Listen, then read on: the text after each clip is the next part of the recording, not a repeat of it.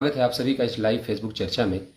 भारत देश में जब भी भर्तियों की बात होती है तो दो भर्तियां ऐसी हैं जिनको सुनकर हर बेरोजगार नवयुवक के जहन में ये सवाल जरूर कौंधता है कि काश ऐसा हो कि ये आखिरी मामला हो, अन्य किसी भर्ती में ऐसी गड़बड़ी ना हो, ऐसे घोटाले ना हो। उसमें दो नाम जो प्रमुखता से आते हैं, एक तो मध्य प्रदेश का व्यापम घोटाला और दूसरा हरियाणा में शिक्षक भर्ती के मामले में मुख्यमंत्री और उनके बेटे का जेल जाना।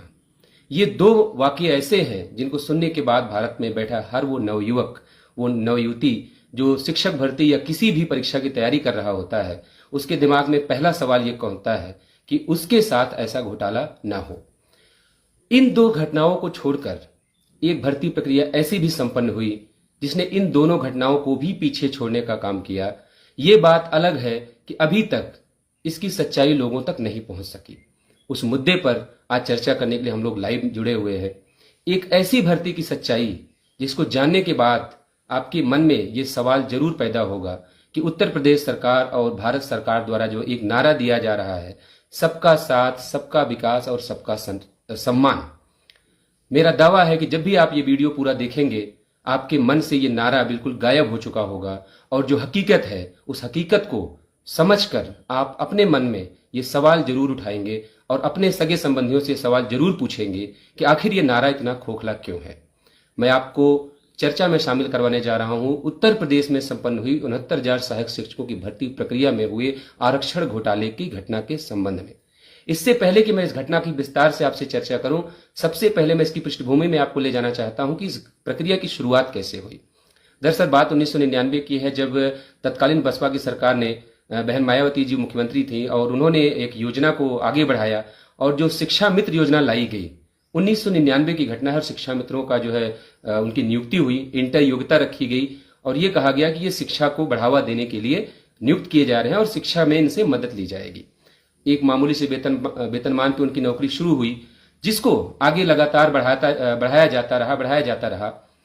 2012 में जब सपा की सरकार बनी तो 2014 में एक निर्णय लिया गया, 19 जून 2014 को, और निर्णय लिया गया कि 58,000 शिक्षा मित्रों को पहले चरण में समायोजित करके उनको शिक्षक बनाया जाएगा।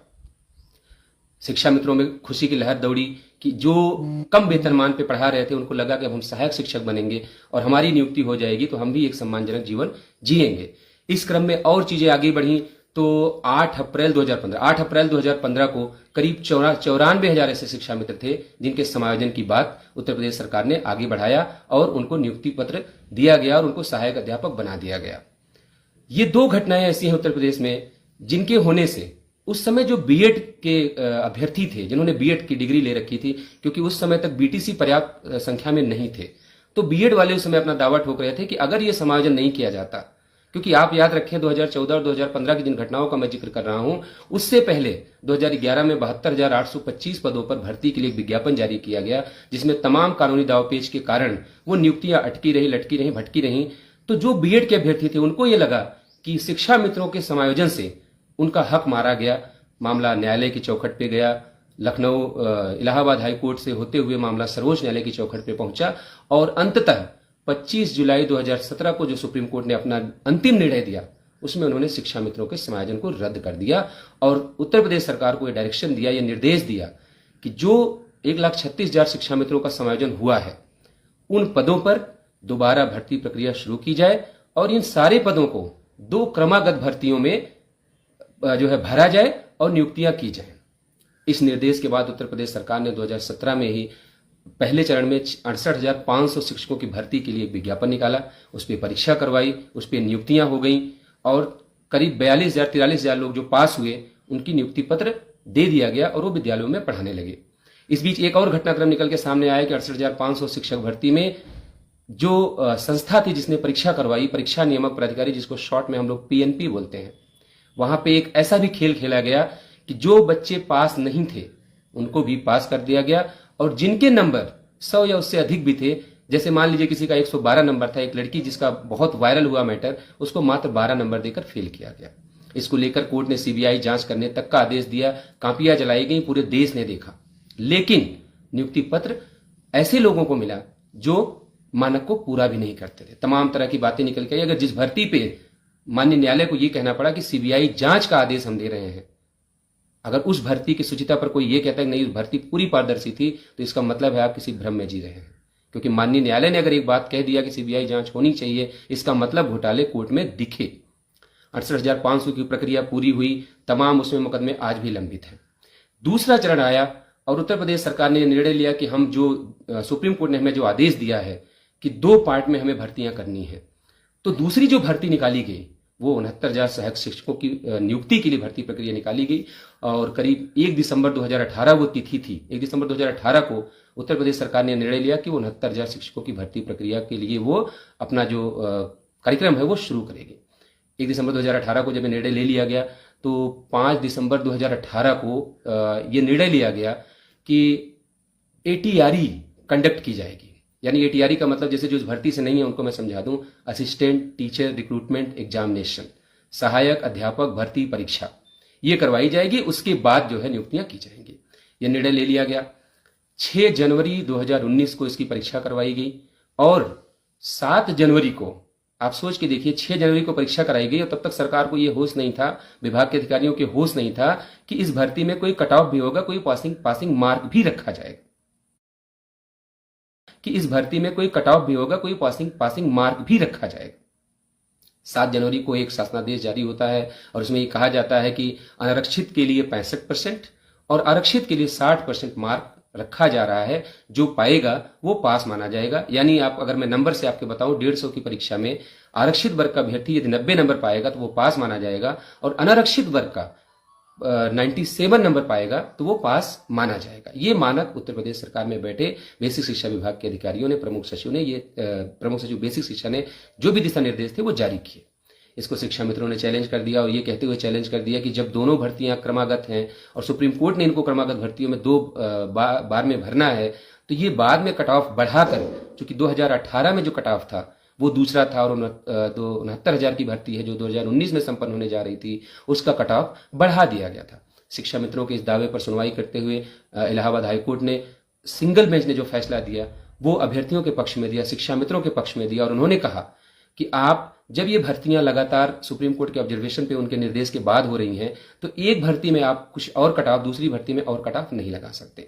ये उनका निर्णय आया, जिसको सरकार और जो अभ्यर्थी थे जो प्रभावित हो रहे थे उन्होंने डबल बेंच में चैलेंज किया। तो डबल बेंच ने अपने फैसले में कहा कि सरकार को यह पावर है कि वो एक पासिंग मार्क बना सकती है, चाहे वो परीक्षा के पहले लगाए चाहे वो परीक्षा के बाद में लगाए, क्योंकि उनकी नियमावली में और उनके शासनादेश में जिक्र है कि समय समय पर सरकार कट ऑफ निर्धारित करेगी।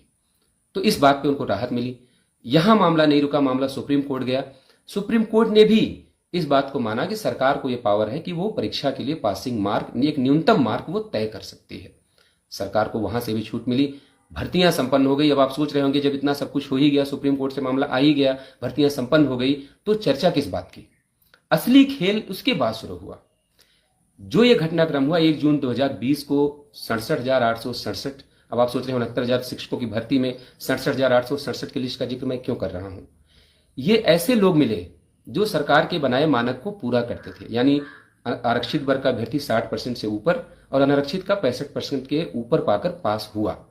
तो जो पद बाकी रह गए 69,000 और 67,867 के बीच में, ये हमारे जो अनुसूचित जनजाति के लोग थे, एसटी जिनको आप लोग बोलते हैं, शेड्यूल ट्राइब, ये ऐसे अभ्यर्थी जो पास ही नहीं हो, उनकी सीटें खाली चली गई। इसलिए विभाग ने 67,867 लोगों की लिस्ट जारी की और उस पर नियुक्ति पत्र वितरित किए गए।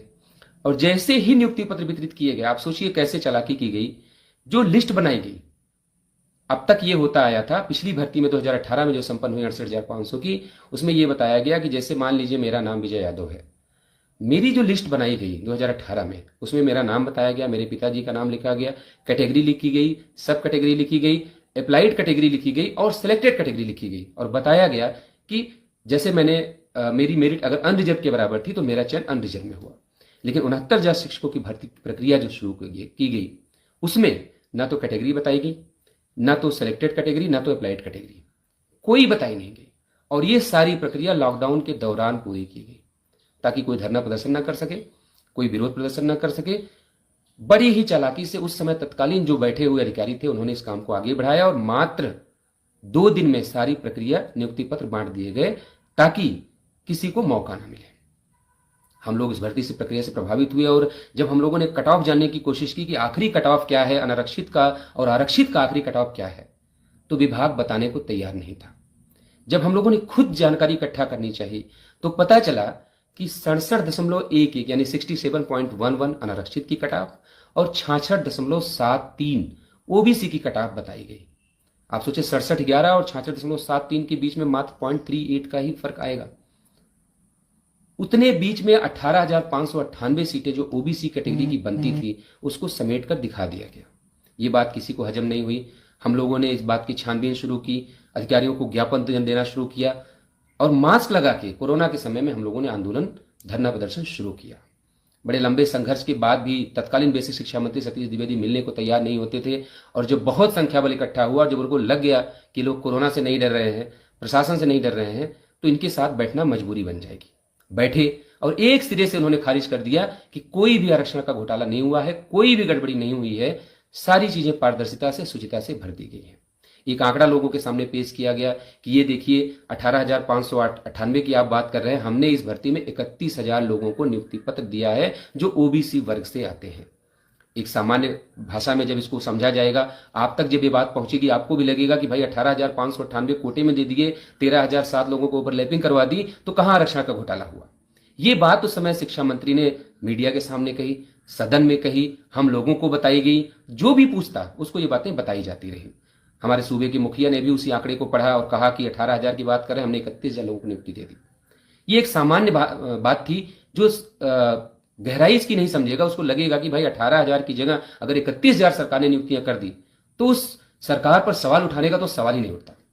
लेकिन सवाल वहां पैदा हुआ जब हम लोगों ने पूरी लिस्ट को अपनी मेहनत से, अपने कुछ क्रांतिकारी साथियों के माध्यम से, जो कंप्यूटर के जानकार थे उनके माध्यम से जब उस लिस्ट को हम लोगों ने खंगाला, साथ ही साथ उसके पैरेलल एक काम हम लोगों ने और किया कि जब सरकार ने हमारी नहीं सुनी तो हाईकोर्ट में एक पिटीशन दाखिल की हम लोगों ने। इसके साथ साथ भारत सरकार द्वारा, इसी मोदी गवर्नमेंट द्वारा, जिनको संवैधानिक शक्तियां दी गई है, राष्ट्रीय पिछड़ा वर्ग आयोग, जिसको शॉर्ट में एनसीबीसी आप लोग कहते हैं, दिल्ली में, वहां पे हम लोगों ने एक अपनी शिकायत दर्ज कराई और ये बात हम लोगों ने वहां पे जानने की कोशिश की कि आखिर 0.38 में 18,598 लोगों को कैसे समेटा गया, उन अभ्यर्थियों की सूची हमें उपलब्ध कराई जाए। आयोग के लगातार कहने के बाद भी इन अधिकारियों ने वो सूची नहीं दी। अलग अलग बहाने, हर डेट पे अलग अलग बहाने अधिकारियों के बताए जाते रहे। आयोग के जो तत्कालीन उपाध्यक्ष थे और अध्यक्ष थे, उन सब ने कहा कि अगर ये भर्ती जिला स्तर पर हुई है, अगर आप लिस्ट मुझे नहीं दोगे तो जितने भी इससे हम सबको तलब करेंगे और उनसे डेटा इकट्ठा किया जाएगा। इस कार्य को आयोग द्वारा किया गया। जितने भी एस थे सब ने अलग अलग डेटा ले जाके वहां पे सौंपा और उसकी जब एक कंबाइंड लिस्ट हम लोगों ने तैयार की तो पता ये चला कि जो सरकार आंकड़ा दे रही है कि 31,000 लोगों की हमने नियुक्तियां की है, दरअसल वो नियुक्तियां 31,000 ना होकर वो 40,000 भी हो सकती थी अगर आरक्षण में बेईमानी न की गई होती, अगर आरक्षण छीना नहीं गया होता, अगर जो प्रावधान है कि 50% पद जो है वो अनारक्षित पदों से, अनारक्षित अभ्यर्थियों से भरे जाएंगे और 49.5% जो पद होंगे वो आरक्षण से भरे जाएंगे। इस प्रक्रिया में किया क्या गया, 50% जो अनारक्षित पदों से भरे गए थे उससे भी ऊपर जाकर अनारक्षित वर्ग के अभ्यर्थियों की नियुक्ति की गई। इस चीज का खुलासा सबसे पहले राष्ट्रीय पिछड़ा वर्ग आयोग की जब रिपोर्ट वहां पे तैयार हुई, 29 अप्रैल 2021 वो तिथि थी जब उत्तर प्रदेश सरकार को राष्ट्रीय पिछड़ा वर्ग आयोग ने अपनी रिपोर्ट सौंपी और उस रिपोर्ट में उन्होंने स्पष्टता ये लिखा कि उत्तर प्रदेश सरकार में संपन्न हुई 69,000 शिक्षकों की भर्ती प्रक्रिया में आरक्षण के नियमों की घोर अनियमितता पाई गई है, घोर अनियमितता पाई गई है। और उन्होंने उत्तर प्रदेश सरकार को यह संस्तुति भेजी, एक सिफारिश भेजी कि तत्काल वंचित अभ्यर्थियों की नियुक्ति की जाए और जो दोषी अधिकारी हैं उन पर तत्काल कार्रवाई की जाए क्योंकि उन्होंने संवैधानिक प्रावधानों के साथ खिलवाड़ किया है। लेकिन उस समय बेसिक शिक्षा विभाग में बैठे तमाम अधिकारियों और शिक्षा मंत्री जो सतीश द्विवेदी थे, उन्होंने उस रिपोर्ट को अनदेखा किया। यहां तक कि तत्कालीन बेसिक शिक्षा मंत्री ने सदन में खड़े होकर यह झूठ बोला कि कोई भी रिपोर्ट अभी तक हमारे पास नहीं आई है, जबकि उससे पहले हम लोग बेसिक शिक्षा मंत्री और बेसिक शिक्षा विभाग के तमाम अधिकारियों को सैकड़ों बार वो रिपोर्ट उनको दे चुके थे। एक बेसिक शिक्षा के बड़े अधिकारी ने मनमानी करते हुए कहा कि ऐसी रिपोर्टें जो होती हैं हमारे कूड़े के ढेर में मिलती हैं। उस रिपोर्ट को लेकर 22 जून से लेकर अनवरत प्रदर्शन शुरू हुआ। 22 जून 2021 से लेकर आंदोलन शुरू हुआ और यह प्रण किया गया कि हम तब तक जो है शिक्षा निदेशालय का कार्यालय खाली नहीं करेंगे जब तक यह आरक्षण घोटाला साबित नहीं हो जाता। 22 जून 2021 से अनवरत शुरू हुआ आंदोलन लगातार चलता रहा। कभी इस मंत्री के आवास लाठियां पड़ी, कभी मुकदमे हुए, कभी जेल भेजा गया, कभी किसी का हाथ टूटा, कभी किसी के पैर में लाठियां मारी गई, किसी के कपड़े फाड़े गए, किसी को जासूचक गालियां दी गई। इन सारी चीजों को झेलते हुए यह आंदोलन अपनी गति से बढ़ता रहा, जैसे समुद्र की लहरें बिना किसी की परवाह किए हुए, पत्थर तोड़ते हुए, पेड़ झाड़ी जितनी बड़े रास्ते में सबको तोड़ते हुए जैसे नदियों की धाराएं बहती हों, वैसे ही आंदोलन चलता रहा, अपनी अनवरत गति से चलता रहा, धीमे धीमे ही सही, लेकिन अपने लक्ष्य की तरफ, समंदर की तरफ जहां उसको जाना था वहां जब वो जाता रहा, सामने 2022 का चुनाव देख सरकार में बैठे लोगों को बेचैनी हुई, घबराहट हुई। तो 23 दिसंबर 2021 को माननीय मुख्यमंत्री योगी आदित्यनाथ जी की तरफ से एक बुलावा आया और ये कहा गया कि माननीय मुख्यमंत्री जी आपके साथ बैठना चाहते हैं और इस मुद्दे पर चर्चा करना चाहते हैं। जो भी गड़बड़ियां हुई हैं उसको हमने देख लिया है, अब इन गड़बड़ियों को सुधार के हम आपको नियुक्ति पत्र देंगे। हमारे 5 लोगों को बुलाया गया। 23 दिसंबर 2021 की वो तिथि थी जब 5 कालिदास मार्ग स्थित मुख्यमंत्री के आवास में हमारे 5 लोगों की बैठक कराई गई और मुख्यमंत्री ने खुद इस बात को माना कि जो गड़बड़ियां हुई हैं वो हमारे संज्ञान में आ गई हैं, उन गड़बड़ियों को हम सुधारेंगे और सुधारने के बाद जो वंचित लोग हैं उनको नियुक्ति पत्र देंगे। 5 जनवरी 2022 का दिन आया जब सरकार ने अपनी गलती मानते हुए बेसिक शिक्षा मंत्री ने प्रेस कॉन्फ्रेंस करने के बाद एक 6800 की लिस्ट निकाली गई और उसमें यह कहा गया कि रिजर्वेशन का जो प्रोसेस था वो इस बार हमने सॉफ्टवेयर के थ्रू किया। ये शिक्षक भर्ती की प्रक्रिया हमने सॉफ्टवेयर के थ्रू बढ़ाई और पहली बार बढ़ाई, इसलिए गलती हो गई हुजूर। और जो वर्टिकल और हॉरिजॉन्टल रिजर्वेशन था वो उल्टे सीक्वेंस में फॉलो हो गया, इसलिए वे ओबीसी के अभ्यर्थी, जो बातें मैं आपसे कह रहा हूं कोई हवा हवाई नहीं कह रहा, उसके साक्ष्य सरकार का लिखित कबूलनामा हाईकोर्ट में है, सरकार का लिखित एफिडेविट राष्ट्रीय पिछड़ा वर्ग आयोग में है। उसके साक्ष्य भी मैं आपको फेसबुक पर उपलब्ध करा दूंगा, जो लेना चाहेगा मेरे व्हाट्सएप नंबर पे कर देगा, मैं उसको साक्ष्य भी भेज दूंगा। हालांकि सबको पता चल गया है इस देश में कि 69,000 शिक्षकों की भर्ती में क्या क्या हुआ। खैर, 5 जनवरी 2022 को लिस्ट आ गई। आंदोलन करने वाले साथियों में खुशी की लहर थी कि चलिए लंबे संघर्ष के बाद ही सही हमारा संघर्ष सफल हुआ और सरकार को यह बात माननी पड़ी कि 69,000 शिक्षकों की भर्ती में उनके अधिकारियों ने काले कारनामे किए हैं और ओबीसी और एससी वर्ग के लोगों का हक छीना था और अपनी पसंद के लोगों को दिया था। इस घटना का खुलासा हुआ, पूरे देश में यह खबर गई। साथ ही साथ इसके पैरेलल एक प्लानिंग और की गई सरकार की कि इससे पहले जो भी नियुक्तियां हुई 1 जून 2020 में, आपको थोड़ा सा और पीछे ले जाकर बताऊं तो जब वो लिस्ट प्रकाशित की गई तो उस लिस्ट के साथ जिला आवंटन भी किया गया और 2 दिन के अंदर उनको नियुक्ति पत्र भी दे दिया गया ताकि कोई अड़चन ना आए। लेकिन जब 6800 दलित और पिछड़े वर्ग के लोगों की लिस्ट जारी की गई तो जानबूझ के उसमें जिला आवंटन नहीं किया गया। जानबूझ के, सोचिए 23 दिसंबर को मुख्यमंत्री से मुलाकात होती है और लिस्ट आती है 5 जनवरी 2022 को। कब आती है? जब आचार संहिता बिल्कुल सर पे रखी थी और आचार संहिता लग गई। सरकार के अधिकारियों को बहाना मिल गया कि आचार संहिता लग गई, नहीं तो हम आपको नियुक्ति पत्र कल दे देते। लोगों ने मान भी लिया, हमारे लोगों ने भी मान लिया, चलो भाई आचार संहिता लगी, इसमें सरकार की कोई गलती नहीं है। इसी बीच अपने ही कुछ लोगों द्वारा, भ्रष्ट अधिकारियों द्वारा हाईकोर्ट में एक याचिका डलवाती गई और यह प्रेयर की गई कि यह लिस्ट चूंकि 69,000 से ज्यादा हो रही है इसलिए इस लिस्ट को तत्काल रोक दिया जाए। हाईकोर्ट भी अपने मामले में सही थी, उन्होंने देखा कि भाई 69,000 आपने गलत सही भर दिए हैं तो ये अलग से 6800 आप कैसे भरेंगे। हाईकोर्ट ने उस पर रोक लगा दी और 13 मार्च 2023 वो तिथि लौट कर आई जब हाईकोर्ट के सिंगल बेंच ने यह कह दिया कि आप 69,000 से ऊपर नियुक्तियां नहीं कर सकते, इसलिए हम 6,800 की लिस्ट को क्वैश कर रहे हैं।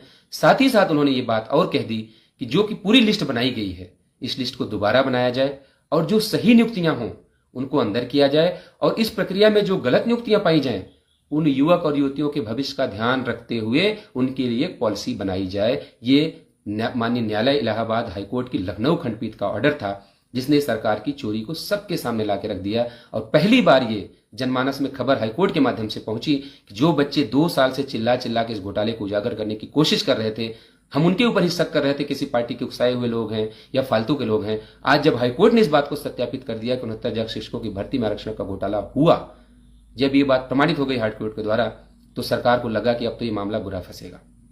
सरकार ने उसको इग्नोर करना शुरू किया, फिर से आंदोलन शुरू हुआ, फिर से धरना प्रदर्शन शुरू हुआ और मांग ये की गई कि जो लिस्ट आपने निकाली थी उस लिस्ट को दोबारा रिवाइज करिए और जो भी नियुक्तियां सही हो उनको अंदर करिए और जो गलत लोग हैं उनके लिए पॉलिसी बनाइए। लेकिन आप ढीठता देखिए, आप ताकत देखिए बेसिक शिक्षा विभाग में बैठे हमारे अधिकारियों की। बुलडोजर चलाने की बात छोड़ो, आज तक देश के किसी एक व्यक्ति को नहीं पता है कि जो बात हाईकोर्ट ने कही उस घोटाले में शामिल जो आरोपी था, जो अधिकारी था, उसका नाम क्या है। जितने लोग इस वीडियो को देखेंगे आपको भी शायद आज तक नहीं पता होगा कि वो कौन सा अधिकारी था जिसने आपको अपने आप को सुप्रीम कोर्ट की गाइडलाइन से ऊपर समझा, भारत के संविधान से ऊपर समझा, उत्तर प्रदेश की सरकार से ऊपर समझा। ये नाम आज तक किसी को पता नहीं है। खैर, घटनाक्रम आगे बढ़ा। लगातार 640 दिन हम लोग अनवरत आंदोलन पे दोबारा बैठे 13 मार्च 2023 का जजमेंट आने के बाद, लेकिन सरकार ने एक ना सुनी। मामला डबल बेंच में चैलेंज करना पड़ा। डबल बेंच में भी लंबी सुनवाई होती रही और डबल बेंच में लंबी चली सुनवाई के बाद 13 अगस्त 2024 को जो अंतिम फैसला आया, उसमें सरकार की जितनी भी कारगुजारियां थी, बेसिक शिक्षा विभाग के जितने काले कारनामे थे, सबका काला चिट्ठा खोलने का काम इलाहाबाद हाईकोर्ट की डबल बेंच ने किया। इलाहाबाद हाईकोर्ट की डबल बेंच ने भी इस बात को माना कि लिस्ट बनाने की प्रक्रिया में घोर अनियमितता की गई है और उन्होंने 3 महीने के अंदर पूरी लिस्ट को दोबारा रिवाइज करके बनाने का आदेश दिया और यह कहा कि आरक्षित वर्ग के वो अभ्यर्थी जिनका अंतिम क्वालिटी पॉइंट्स अनारक्षित के बराबर या उससे अधिक है, उन सभी का चयन आरक्षित कोटे में ना होकर अनारक्षित सीटों पर होना चाहिए। जो मनमानी की गई वो मनमानी दोबारा नहीं होनी चाहिए। 3 महीने का समय मिला और जो नियुक्तियां गलत हो भी गई थी उनके लिए हाईकोर्ट ने यह राहत दी कि उनको सेशन का रिलीफ दिया जाए और किसी को भर्ती प्रक्रिया से अभी बाहर ना किया जाए लिस्ट बनाने के दौरान। लेकिन इन अधिकारियों ने उस रास्ते को भी अपनाना जरूरी नहीं समझा, क्योंकि बात यहां पर आरक्षित वर्ग के लोगों को अंदर करने की थी। सरकार द्वारा एक प्रेस नोट जारी किया गया, मुख्यमंत्री के साथ बैठक हुई अधिकारियों ने और मुख्यमंत्री की तरफ से मुख्यमंत्री कार्यालय से एक सूचना जारी की गई प्रेस नोट के द्वारा कि सरकार सबके साथ है। जहां से मैंने घटनाक्रम शुरू किया, मैं आपको फिर वहीं ला रहा हूं कि सरकार ने फिर वो नारा लगाया कि सबका साथ, सबका विकास, सबका सम्मान, और कह दिया कि हम किसी को बाहर नहीं करेंगे और जिनके साथ गलत हुआ है उनको हम अंदर भी ले आएंगे। कैसे लाएंगे ये बात नहीं बताई। 13 अगस्त को जजमेंट आया, 16 अगस्त को ये जजमेंट अपलोड हो गया, पूरे देश के सामने आ गया। 19 तारीख को मुख्यमंत्री ने मीटिंग कर ली और निर्णय भी ले लिया। उसके बाद भी सरकार में बैठे लोग, बेसिक शिक्षा विभाग में बैठे अधिकारी इस मनमानी पर उतारू रहे कि हमें आरक्षित वर्ग के, पिछड़े और दलित वर्ग के लोगों को न्याय नहीं देना है, मतलब नहीं देना है। ना उन्होंने उस न्यायालय के आदेश पे, ना मुख्यमंत्री के निर्णय पर एक कदम भी आगे बढ़ना जरूरी समझा और ना ही जो नियुक्तियां अब तक हो चुकी थी उनको सुरक्षित करने के लिए एक कदम आगे बढ़ाया। बल्कि ठीक इसका उल्टा हुआ। पुनः बेसिक शिक्षा विभाग में बैठे कुछ भ्रष्ट अधिकारियों ने उन लोगों को उकसाया जिनकी नौकरी पर खतरा आया और उनको सुप्रीम कोर्ट पहुंचा दिया। और जब वो सुप्रीम कोर्ट पहुंच गए, माने सुप्रीम कोर्ट में जब ये मामला गया, तो आरक्षित वर्ग एक बार फिर ठगा गया। और उसको अभी तक जो सरकार कह रही थी हम आपके साथ हैं, हम इस आदेश का पालन करेंगे, वो सरकार आदेश के 1 महीने बीतने के बाद भी एक कदम आगे नहीं बढ़ पाई। आप थोड़ा सा और पीछे जाइए, जहां से मैंने घटनाक्रम आपको बताना शुरू किया गया था कि मात्र 21 दिन में 69,000 शिक्षकों की भर्ती प्रक्रिया का आवेदन लेना, आवेदन पत्रों की छटनी करना, काउंसलिंग करवाना, नियुक्ति पत्र देना और उनको ज्वाइन करा देना। जो प्रक्रिया मात्र 21 दिन में पूरी कर ली गई थी, उसी प्रक्रिया में दलित और पिछड़े वर्ग के बच्चों को न्याय देने के लिए 1 महीने भी कम पड़ गया न्यायालय के आदेश के बाद, क्योंकि सिर्फ गलत नियुक्तियों को छांट के अलग करना था और सही लोगों को अंदर करना था। बेसिक शिक्षा विभाग के अधिकारियों ने एक कदम आगे नहीं बढ़ाया। सिर्फ इसलिए नहीं बढ़ाया क्योंकि उनको पता था कि मामला जैसे ही सर्वोच्च न्यायालय पे जाएगा, नियुक्तियों को हटाने की बात हो रही है, वहां की उनकी चौखट पे ये मामला रुकेगा और फिर हमको मनमानी करने का मौका मिल जाएगा। मामला सर्वोच्च न्यायालय में गया। 9 सितंबर को पहली सुनवाई हुई। मुकदमा ऐसा था कि वो सुना जाने योग्य भी नहीं था। सरकार ने कहा कि 6,800 पदों का घोटाला हुआ है, लेकिन सामान्य वर्ग के वे अभ्यर्थी जिन्होंने सुप्रीम कोर्ट में याचिकाएं दाखिल की और उन्होंने इस बात को लिखा कि करीब 10,000 पद ऐसे हैं। आप ध्यान दीजिए मेरी बात पे। सरकार ने कहा, बेसिक शिक्षा विभाग ने कहा, मुख्यमंत्री कार्यालय ने कहा कि 6,800 पदों पर घोटाला हुआ है, लेकिन सामान्य वर्ग के अभ्यर्थी जिनकी गलत नियुक्तियां हो गई हैं, उन्होंने अपनी सुप्रीम कोर्ट की पिटीशन में क्या कहा कि 10,000 पदों पर नियुक्तियां ऐसी हैं जो प्रभावित होंगी अगर इस आदेश को लागू किया गया तो। यानी 6,800 पदों का जो दावा था वो छलावा निकला। सुप्रीम कोर्ट में अगर कोई दस्तावेज दिया जा रहा है तो हम एफिडेविट पे देते हैं कि हमारे द्वारा दी गई, उपलब्ध कराई गई सारी सूचना सही है, सत्यापित है और इसमें कोई भी एक भी तथ्य छुपाया नहीं गया है। अगर वो एफिडेविट पे इस बात को कह रहे हैं कि 10,000 पदों पर घोटाला हुआ है, तो आप खुद सोचिए कि 6,800 की लिस्ट क्यों जारी की गई। यानी 6,800 के बाद अगर आप और जोड़ लें आंकड़ा, तो वो आंकड़े क्यों चोरी किए गए। अगर 10,000 सीटों का आंकड़ा सही है तो खैर अब तो ये सुप्रीम कोर्ट तय करेगा कि 10,000 है कि 6,800 है, लेकिन अगर उनका दावा सही है तो इसका मतलब सरकार ने हमारे साथ वहां भी बेईमानी की। बेसिक शिक्षा विभाग के अधिकारियों ने वहां भी आरक्षित वर्ग का गला काटने की कोशिश की कि जो नियुक्तियां 10,000 हो सकती थी उसको 6,800 में समेटने की एक घिनौनी साजिश रची गई। खैर, मामला 9 सितंबर को लिस्ट हुआ और चीफ जस्टिस ऑफ इंडिया ने जब उस मामले को सुना, हालांकि वो सारी चीजें जो है उनके अंदेशे पे गई हैं। वो लिख रहे हैं कि 4 साल से हम सर्विस में हैं, ऐसा ना हमको बाहर कर दिया जाए, हम इस डर से यहां पे आए। और वही बातें कहते हुए गए जो हाईकोर्ट में कहे थे, जिसपे हाईकोर्ट ने फाइंडिंग दी थी। सीजीआई साहब ने उनको सुनते हुए एक ये राहत दी, फौरी राहत दी, और कहा कि 23 सितंबर को हम मामला लिस्ट कर रहे हैं, फाइनल हियरिंग के लिए कर रहे हैं। इस बीच 20 सितंबर के पहले पहले दोनों पक्षकार, एक उन्होंने नोडल काउंसिल जो है एवार नियुक्त किए, नोडल काउंसिल नियुक्त कर दीजिए, एक पक्ष आरक्षित वर्ग का, एक जो नियुक्तियां हो चुकी उनके पक्ष का। ये दोनों लोग सभी का रिटर्न सबमिशन लेंगे और उसको समराइज करके 7 पेज का एक मेल आईडी दी गई, उस पर मेल करेंगे, जिसको पढ़ने के बाद सुप्रीम कोर्ट ने तय किया कि 23 सितंबर वो तिथि होगी जिसपे हम इस मामले को डिसाइड करेंगे। हम लोग भी इस बात को लेकर खुश थे कि चलो लंबी प्रक्रिया से बच गए, 23 सितंबर के मामला डिसाइड हो जाएगा तो बहुत आसानी से हम लोग इस मुकदमे को लड़ लेंगे, क्योंकि हमारी लड़ाई उनसे है जो 4 साल से हमारी सीटों पर बैठकर नौकरी कर रहे हैं, और ना सिर्फ नौकरी कर रहे हैं, हर महीने का 65,000 66,000 सैलरी ले रहे हैं। आज की डेट में उनके पास करीब 30 लाख रुपया है, और हमारे पास क्या है? 4 साल से सड़कों की धूल, उत्तर प्रदेश सरकार द्वारा दिए गए 2-2 मुकदमे, पुलिस द्वारा मारी गई लाठियां, और अपने ही लोगों का तिरस्कार। इन सब को लेकर हम उनसे कैसे लड़ पाते? खैर, एक उम्मीद छोटी सी दिखी कि अगर माननीय सीजीआई साहब कह रहे हैं, honourable chief justice of India कह रहे हैं कि 23 सितंबर को हम इस मामले को सुनकर डिसाइड कर देंगे, तो इससे बेहतर हमारे लिए कुछ नहीं हो सकता। क्योंकि ऊपर वाले कौन है उनको किसी ने नहीं देखा, लेकिन जो नीचे बैठे हैं सर्वोच्च न्यायालय की चौखट पे, उनके प्रांगण में जो लोग बैठे हैं, जो हमारे न्यायाधीश हैं, विद्वान न्यायाधीश, वो आखिरी हमारी उम्मीद है। जब भी सरकारें हमें परेशान करेंगी तो सर्वोच्च न्यायालय बैठा हुआ है, वो हमारे लिए न्याय करेगा, इंसाफ करेगा। सीजीआई साहब का आदेश हो गया कि 23 सितंबर को मामला डिसाइड होगा। असली खेल उसके बाद शुरू हुआ। आप सोचिए, उत्तर प्रदेश या भारत में कोई ऐसा व्यक्ति होगा जो सीजीआई के कहने के बाद भी 23 तारीख को मुकदमा लिस्ट नहीं करेगा सुनवाई के लिए। पहले 23 तारीख की लिस्ट जारी की गई, उसमें अपना मुकदमा नहीं आया। यह हुआ कि चलिए हो सकता है छूट गया हो, यह हुआ कि सप्लीमेंट्री में आ जाएगा। जब पता किया गया तो सप्लीमेंट्री में केस आया और ऐसी जगह पे लगाया गया ताकि सुनवाई का नंबर ही ना आए। चलिए वहां तक भी जायज था, कोई बात नहीं, मुकदमों का लोड है, सुप्रीम कोर्ट आखिरी उम्मीद है, तो हर आदमी वहां पे पहुंच रहा। हो सकता है कि मुकदमों की बाढ़ की वजह से मामला गया।